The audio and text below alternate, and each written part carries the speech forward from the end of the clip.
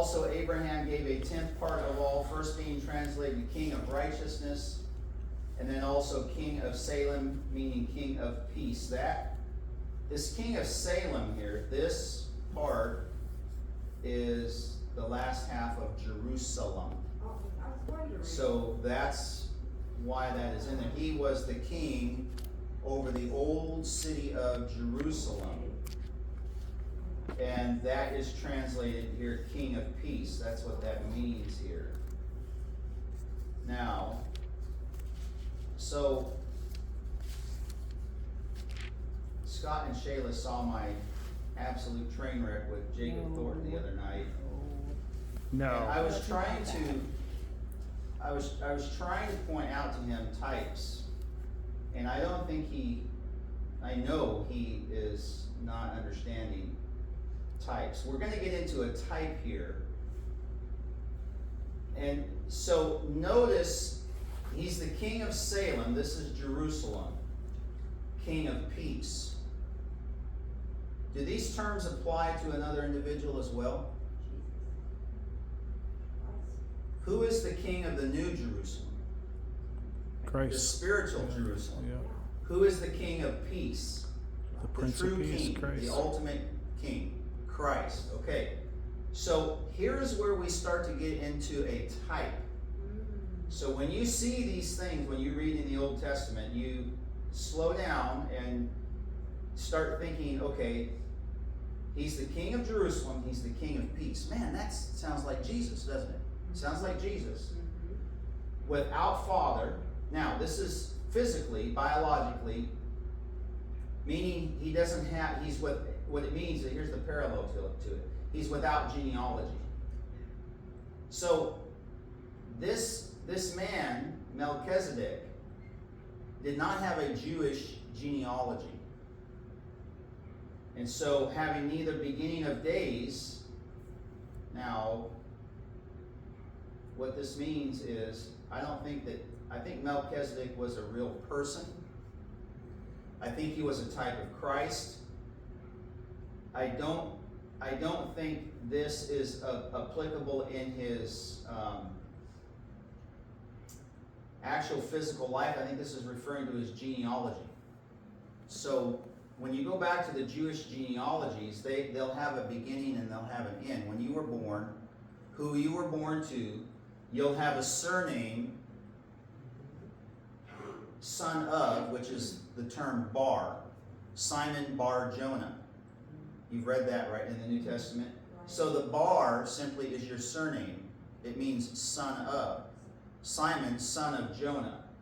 I don't think Melchizedek had this. I think this is what it's referring to. The beginning of days.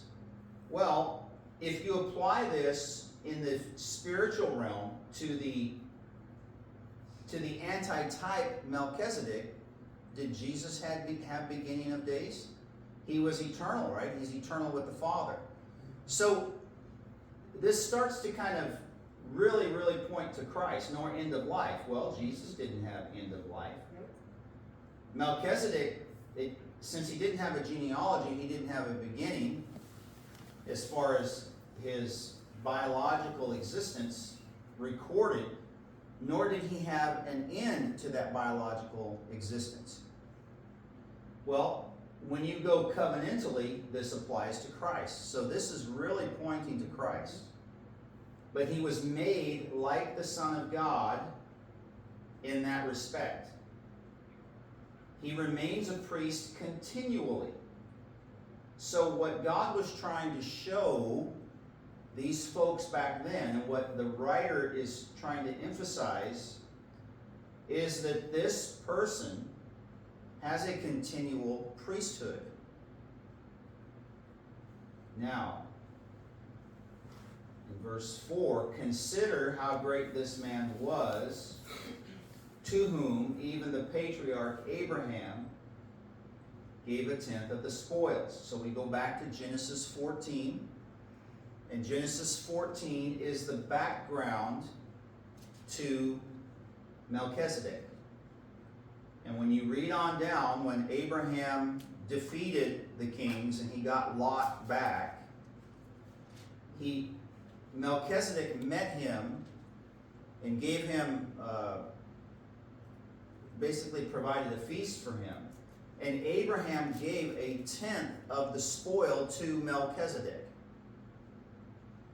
Now, what that means in the Hebrew mind is that the person who receives the tithe is greater than the person giving the tithe. Does that make sense? Okay, so Abraham was less than Melchizedek because he gave Melchizedek a tenth of the spoils. So this is indicative of something. We have to think about this. This is indicative of something. So verse 5, and indeed those who are of the sons of Levi who receive the priesthood have a commandment to receive tithes from the people according to the law. Okay, so that meant that Levi, the tribe of Levi, that being the tribe of the priesthood, was considered greater than when it came to, I'm not saying that God is showing personal favoritism, but what I'm saying is under covenant, the tribe of Levi received a special calling. Okay? So they had a stewardship to serve the nation. They were servants. And because of Levi having this special calling, they could not have any land to inherit. They were forbidden. Okay, so they had no property. They had no property to raise crops or to raise meat animals or anything. They were priests. They were priests. They could live in the land, but they had no inheritance in the land other than the temple. So they had their special calling, and they were supported by the other 11 tribes. Because they, special calling, they were. Yeah. I had a word about it. Well, yeah, they couldn't grow any bread. They couldn't raise any animals. They had no land to do that on. They couldn't have a grove of olive trees to produce olives or grapes to produce. Well, they had a special calling. Yeah, and so their whole existence was to serve the other 11 tribes. All right, but the 11 tribes were to support Levi. See, because they had no inheritance in the land other than the temple. Or that may not be. Maybe I shouldn't say it that way. They had no ownership in the land. They didn't have land to do anything with. Well, it's like that today, basically, with those monks and stuff, that they still do that. Yes, yeah. Still do Yep. that, yeah. So they were to receive tithes from the people according to the law. So the other 11 tribes supported them, and they paid tithes. The tithes were threefold. Yeah. The tithes were to support the feast days, support the priests and the temple, and to support the poor of the land. That's the threefold ministry of the tithe. So if you ever do a study on tithing, you can just look it up in your concordance, and you'll see that the tithes went to those three things. The priests in the temple, to support the feast days, and to support the poor of the land. All right. So, they received the tithes for their support. And so, though they have come from the loins of Abraham. Now, he progresses in his argument. He says, but he whose genealogy is not derived from them, that would be Levi, received tithes. He, being Melchizedek, whose genealogy is not derived from Levi, received tithes from Abraham, and blessed him who had the promise. So him who had the promises was Abraham. And he says, now beyond all contradiction, the lesser, that's Abraham, that would be Abraham, is blessed by the better. This would be Melchizedek. So Melchizedek gave the blessing to Abraham. Abraham, in turn, paid tithes to Melchizedek. So there is something going on here. Now, when he says here, that is a reference to the Old Covenant age. That's the Mosaic age. Hey, here in the Jewish age, mortal men receive tithes. The mortal men here would be the men of Levi, the Levitical priesthood. And it was only in that age that they received the tithes. But there, notice, there's a contrast between here and there. They're different places, right? Here, but over there. So remember, when you're studying, here is in reference to the Jewish age, the Mosaic age. But there is in reference to the age of Abraham, which is the patriarchal age. But there, under Abraham, Melchizedek, receives the tithe. Okay. Of whom it is witnessed that he lives.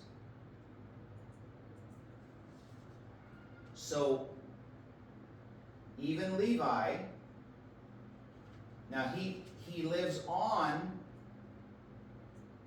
I don't think that he lives on physically, although I could be wrong, but I'll just give you my opinion on this, because opinions may vary, and I'm not going to be dogmatic on this, but I think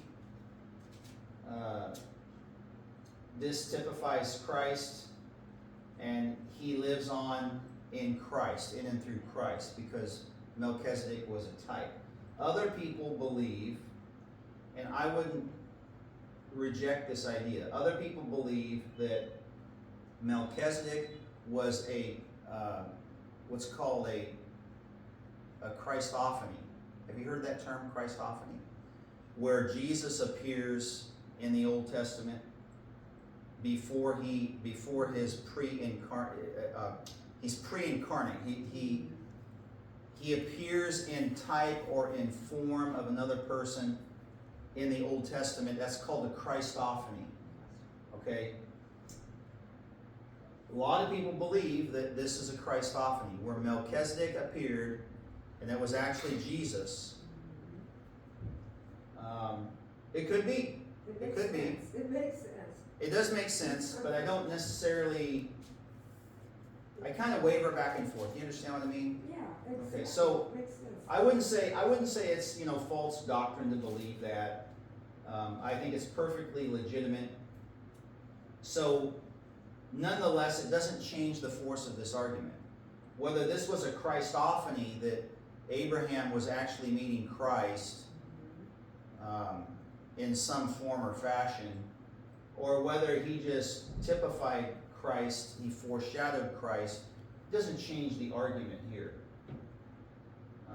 Any other comments on that? So whenever you see I'll give you another Christophany just so you'll know. When you go to, I think it's Judges 13. Does anyone remember Judges 13 and Manoah? Remember the man Manoah? Let's see here, maybe.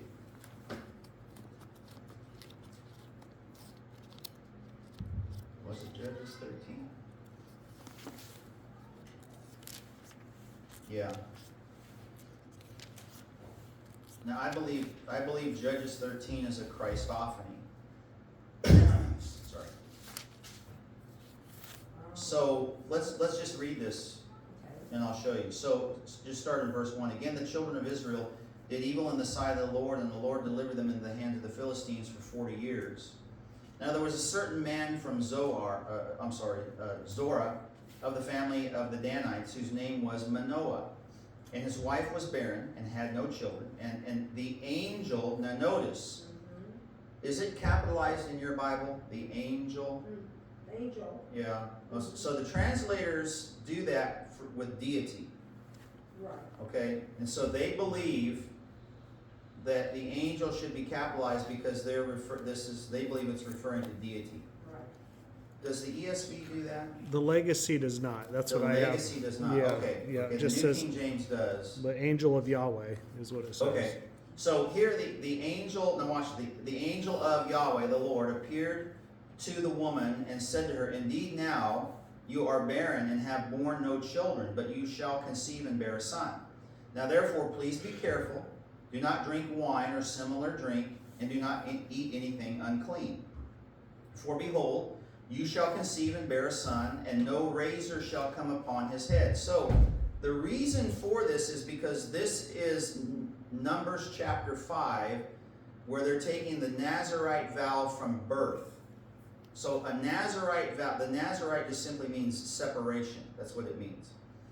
So the Nazirite vow, the child or the person is going to be separated for the Lord's use, and therefore they cannot drink wine because it's an intoxicating drink, and they cannot shave their head. All right, they're going to let their hair grow. So that's why in verse 4, you can't take drink, you can't eat anything unclean, and you can't have a razor come upon the head. For the child shall be a Nazirite, that means separated to God from the womb, and he shall begin to deliver Israel out of the hand of the Philistines. So this is Samson. So the woman came and told her husband, saying, "A man of God came to me, and his countenance was like the countenance of the angel of God." The angel, does the LSB say the angel there? In verse The 6? angel of God, yes. Okay, the angel. Yeah. So this is a specific angel, not just a regular angel. Here's the angel, the messenger. Very awesome. So I've got the New King James. So, but I did not ask him where he was from, and he did not tell me his name. And he said to me, "Behold, you shall conceive and bear a son. Now drink no wine or similar drink, nor eat anything unclean, for the child shall be a Nazirite to God from the womb to the day of his death." Then Manoah prayed to the Lord and said, "O my Lord, please let the man of God whom you sent come to us again and teach us what we shall do for the child who will be born." And God listened to the voice of Manoah, and the angel of God came to the woman again as she was sitting in the field. But Manoah, her husband, was not there. Verse 10.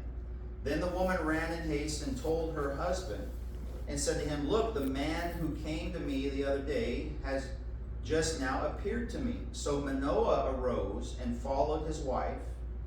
When he came to the man, he said to him, Are you the man who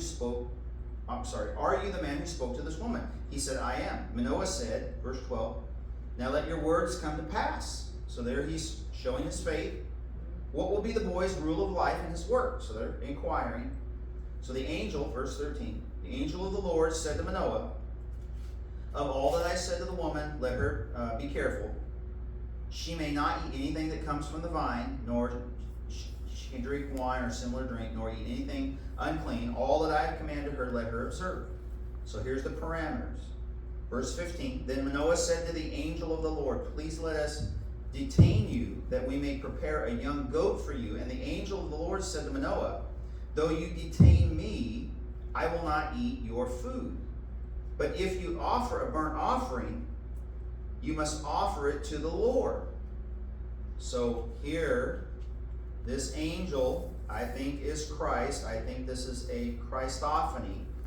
He's saying, look, I don't want your food.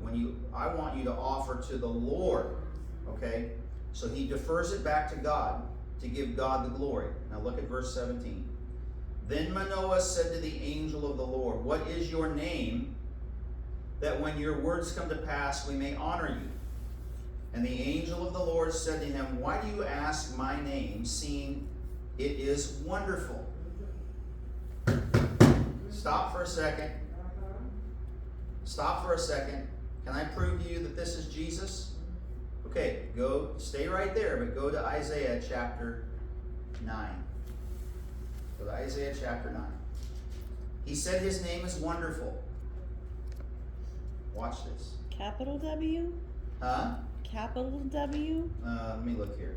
No, not in the New King James. No. But hold on. Well, now watch this. My name is Wonderful. This is just my opinion here. Watch. Look at Isaiah 9 and 6. Here is this great Emmanuel prophecy. Yeah. Are we all there? For unto us a child is born, unto us a son is given, and the government will be upon his shoulder, and his name will be called Wonderful. All right. Let's go back to Judges. This man, this angel said, why you ask my name, seeing it is wonderful. So Manoah took the young goat and the grain offering, and he offered upon the rock of the Lord. And he did a wondrous thing while Manoah and his wife looked on. And it happened, as the flame went up toward heaven from the altar, the angel of the Lord ascended in the flame of the altar. And when Manoah and his wife saw this, they fell on their faces to the ground. And when the angel of the Lord appeared no more to Manoah and his wife, then Manoah knew that he was the angel of the Lord. Not a angel. He was the angel of the Lord. Now, I think this is Christ, and I think this is the only place that I know of where Jesus becomes the burnt offering. They offered the goat on the altar, they burned it, and it says here that he ascended. Look at verse 20. It happened as the flame went up toward heaven from the altar, the angel of the Lord ascended in the flame of the altar. And that really made an impact on Manoah. Okay, I think that was a Hebraic way of telling Manoah that he was God himself in the form of this messenger, this angel. And so he goes up in the midst of the flame. That proved to Manoah that this was who we would call Jesus Christ. That's what I believe. Does that make sense? Or is Yeah. there- Oh yeah. Yeah. For yeah, sure. I mean, I'm open to other comments or. I remember every time I've read that passage, it just that connection to Isaiah 9:6. It just it's Christ. It's Now I know that he's saying my name is wonderful, not literally wonderful, but when you put the connection yeah. to Isaiah 9 and 6, oh wait a minute, Mhm. who else would you call wonderful here? Yeah. Anyways, that's my take on that. So I think this is a Christophany. Yep. And I think the burning bush passage, where God was in the burning bush, I think that's a Christophany. Yeah. So there are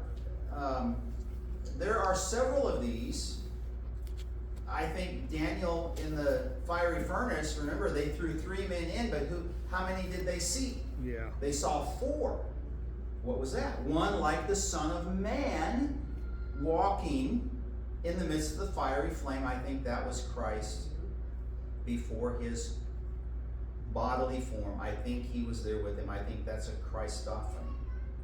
So there's a handful of these through the Old Testament that would suggest that, hey, Jesus is there, even though they didn't know him as Jesus. Right, not yet. God, the Son of God, was there with his people, taking care of them, providing for them, giving them these signs and wonders. So was Melchizedek a Yes, Christo? yes, You think so? exactly. Okay, I wasn't. Yeah. Exactly. Melchizedek is the same thing. So Paul says, and we'll end with this because we're out of time, but Paul says that they were they drank from that rock that followed them, and he says that rock was what? Christ. Christ. Yeah, That's a Christophany. yeah. And I just want us to put these things together, because when we read the Old Testament, it kind of gives it a lot more life to me. It's just to see. continuity everywhere. Yes, Just there's connects to continuity Christ. Yeah. everywhere. Mhm. There's, I mean, the Bible fits together perfectly. Jesus is revealed prior to his incarnation. You know, they didn't know him as Jesus Christ, but nonetheless, he revealed himself to his people prior to that. So, The road to Emmaus. That's Yes. Luke 24. yes. Yeah. So it's all over. All right, so what we'll do is I'll just put my little marker here.